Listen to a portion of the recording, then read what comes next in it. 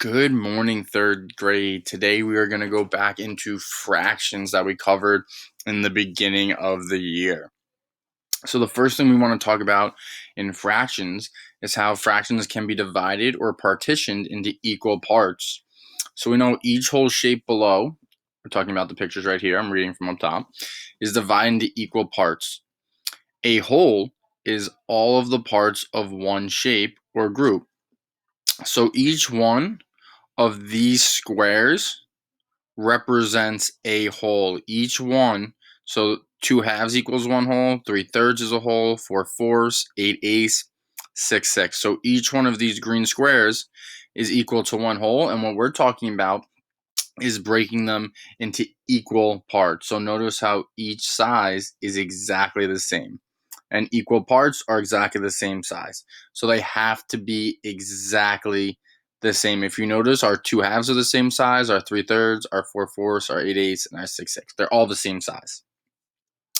So today that's what we're going to be focused on, is breaking down wholes into equal parts and the names. So halves are when we have 2, thirds are when we have 3, fourths are when we have 4, sixths are when we have 6, and eighths are when we have eighths. So if you look at it, half is a little bit different, although when you think about cutting something in half, you're putting it in two.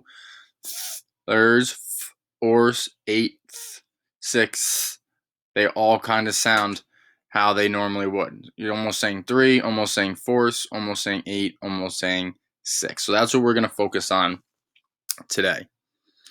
So for questions 1 and 2 of our examples, write the number of equal parts, then write the number of the parts. So it's already telling us the parts are equal.